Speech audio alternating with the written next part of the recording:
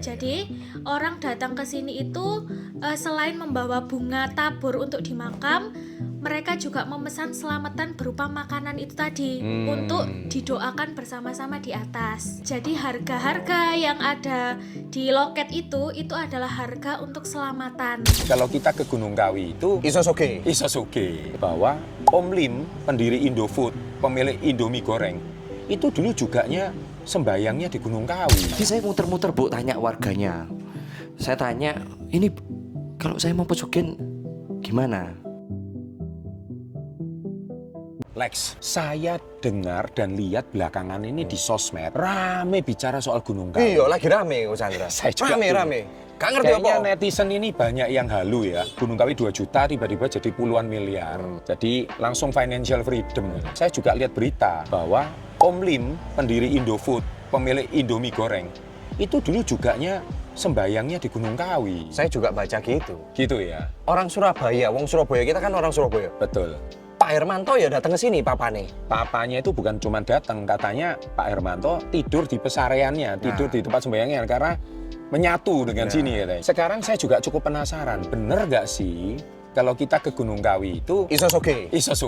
Nek aku gak percaya Ko Chandra. Kenapa kamu nggak Soalnya aku percaya? kan gak tahu susah sekarang. Oke. Aku begitu perusahaanku tak jual, Iya. dapat uang cash, aku kan masukin ke DeFi. Oh iya betul. Setiap hari penghasilanku udah dolar. Iya. Jadi kalau stres, orang-orang stres kan ke sana. Justru Aku kan gak stres udah. inilah kita mencari sebuah titik ketemu antara ilmu kuno ya sama ilmu masa depan. Jadi daripada kita penasaran, tapi sebelumnya kalau saya ingin belajar sama Alex untuk menghasilkan US dollar setiap hari, kapan kamu mengajar kapan itu? Kita kan ada kelas offline sama online nih. Betul. Nah, kelas offline yang akan kita adakan itu Iya. batch yang kedua. Ya, Nanti di bulan Agustus tanggal 29, tanggal 30 Agustus. kebetulan saya sudah merasakan US dollarnya sendiri. Nah, ini batch yang kedua. Batch Ya. yang pertama kan kita sudah lewati tuh, Pak. Ya, siap. Semuanya happy semua kan pesertanya. happy. Karena praktek, bukan teori. Kalau nggak gitu dari Success Before 30 nggak mungkin rekomendasi. Ya, thank you, Pak. Thank Chandra. you. Thank you, yuk. Sampai ketemu di Gunung Kawi.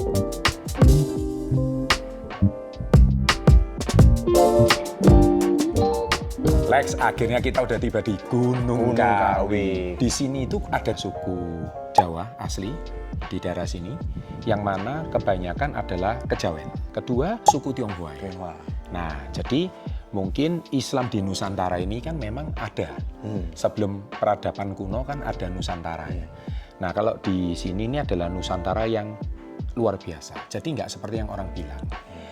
Kalau kita jalan ke Gunung Kawi ini, yang justru paling enak persepsinya adalah kuliner sama mungkin Adem, dingin. dingin. Ya, Jadi tenang kita lah ya. tenang dan happy. Ya. Refreshment lah. Cuman sosmed itu biasa, selalu diidentikan dengan klenik.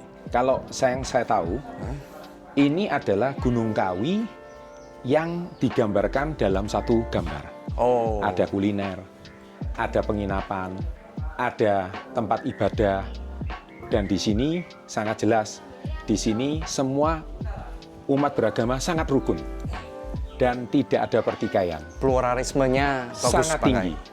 Nah, jadi melalui video ini saya ingin meluruskan bahwa hati-hati kalau membuat jokes soal pesugihan. Ya, jadi seringkali itu malah menjadikan orang yang belum pernah ke Gunung Kawi, konotasinya seolah-olah Gunung Kawi hanya tempat itu dan merusak begitu indahnya peradaban Nusantara ini. Nah, ini Ko Chandra udah sampai Kelenteng ya? Ini tempat ibadah umat Konghucu sama mungkin umat Buddha. Dengar-dengar dulu papanya Pak Hermanto tidur di sini ya? Saya nggak klarifikasi ke beliau, tapi kurang lebihnya mungkin di sini. Cerita-ceritanya gitu ya? Mungkin, harusnya. Karena ya setahu saya dulu, kalau orang Chinese zaman dulu, keturunan Indonesia, Cindo tahun 60-an, ya harusnya tempat ini. Nggak ada lagi tempat lain. Ya, jadi ayo kita masuk ya, mau lihat kelentengnya seperti apa.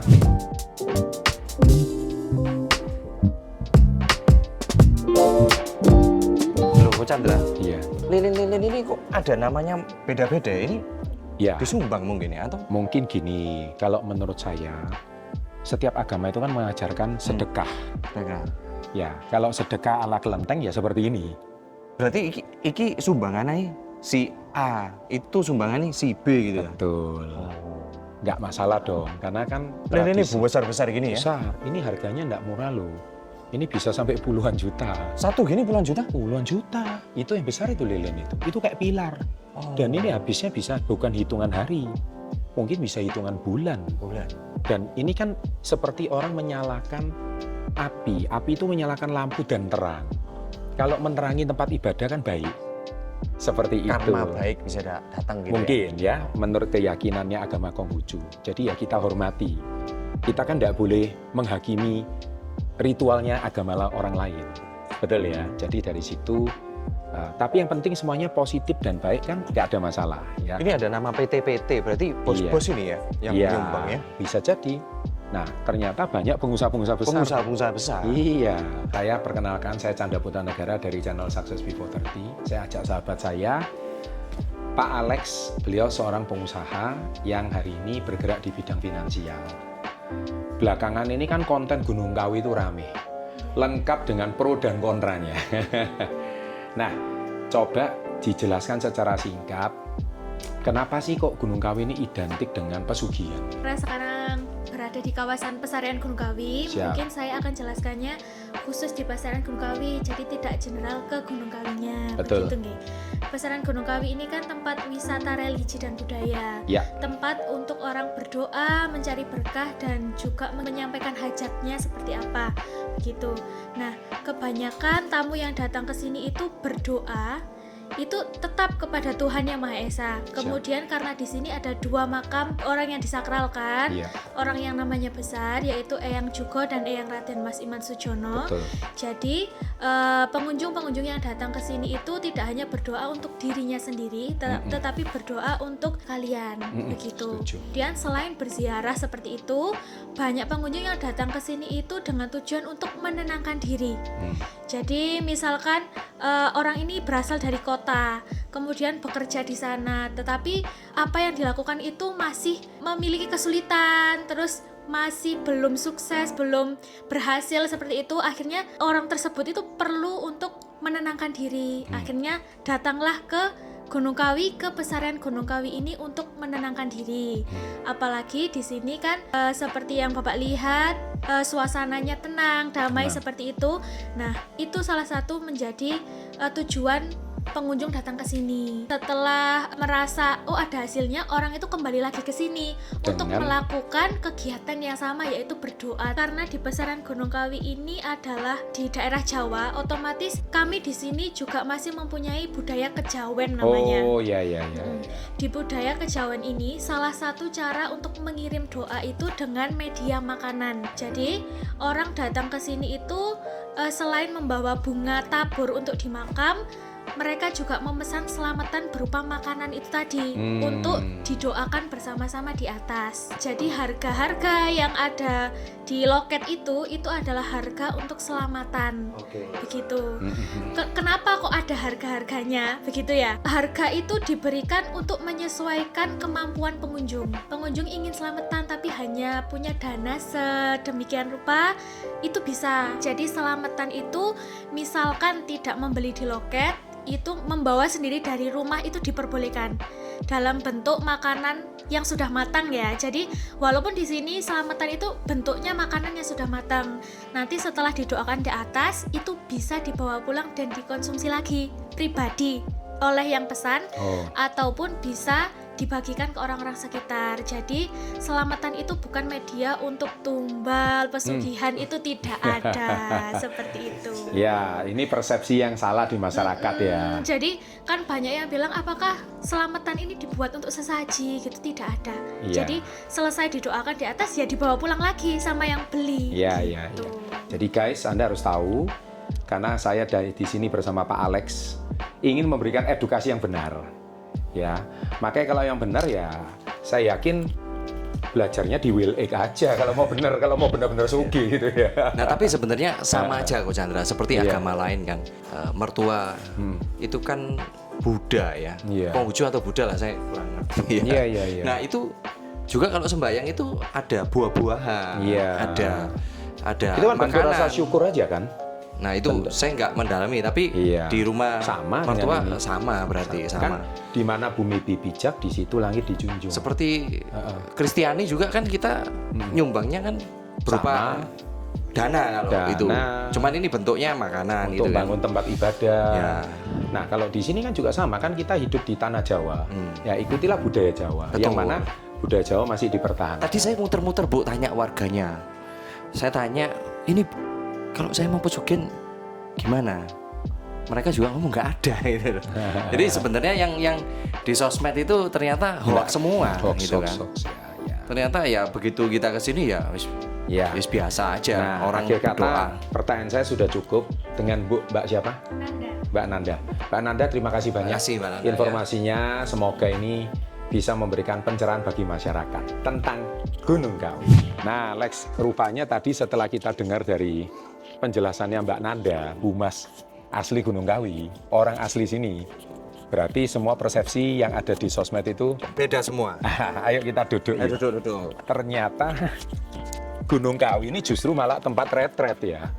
Iya, tempat retret. Menenangkan diri dengan hawa yang sejuk dan lintas agama loh. Orang-orang sing stres datang ke sini berdoa sambil Pulang retret, bisa pulih lebih hati, fresh. lebih gitu. fresh. Nek Pulang sukses ya bukan pesugihan. bukan dong, Mungkin lebih seger, kerjanya lebih mantap. lebih mantap. Terus kalau dia berhasil, dia ke sini sebagai bakti syukur, nggak salah dong. nyumbang lagi. Nyumbang lagi. Hampir semua daerah itu juga punya tempat retret masing-masing. Ya. Tapi poin yang saya sampaikan di sini adalah saya setuju apa yang tadi disampaikan sama Mbak Nanda bahwa seperti yang di Success Before 30 Lex, saya selalu bilang bahwa manusia itu prasangka hambanya. Jadi it's all about mindset. Kenapa? Kalau kamu suka pikir apa, ya jadinya apa? Kamu Masuk ke alam bawah sadar. jelas dong. Kalau misalkan kamu hari ini niatnya ke sini itu memang niatnya cari pesugihan, lo hati-hati. Malah nanti kamu kayak transaksional kan. Wah, aku nang kene kok gak sugih. Berarti yang harus dibenahi bukan kemana kamu pergi, tapi mindsetmu yang harus dibenahi. Makanya Lex, seperti omongan kita tadi di awal, kalau mau belajar automated money machine dan menghasilkan US dollar, saya rasa ini ilmu baru ya, yang masih modern, yang namanya DeFi ini harus kita belajar. Ya, jadi kalau di DeFi itu kan konvensional yang saya punya dulu ya, Coach Chandra. Setuju. Kayak sekarang nih, ini kita datang ke Gunung Kawi hari Senin. Hari Senin. Dulu kalau Coach Chandra ngajak saya ke Gunung Kawi jalan-jalan, saya nggak mungkin bisa. Betul, Saya pasti waktunya ke nggak gudang. ada. Saya ke gudang, ngatur operasional dan lain-lain. Betul. Tapi sekarang mau hari Senin, Selasa, bebas. Lex, mau pergi ke Bali? Boleh. Iya. Lex, mau pergi ke mana? Boleh. Lex, Iya. mau ke Gunung Kawi? Boleh. Iya, Jadi itu membuat bebas ya, hidup saya sekarang lebih bebas. jauh lebih bebas. Teman-teman bagi yang kepingin belajar, saya sama Pak Chandra nanti di bulan Agustus, akhir Agustus bikin seminar. Gimana sih cara saya bisa mendapatkan dolar setiap hari, setiap jam, Ya. tanpa Namanya perlu trading DeFi. ya. Namanya DeFi, ya. DeFi itu di Decentralized Finance, Futures of Finance. Siap. Oke. Futures of Finance. Kalau mau belajar lebih lanjut, sampai di sana saja. Sampai di sana. Itu pesugihan yang sebenarnya. Salam hebat, luar biasa.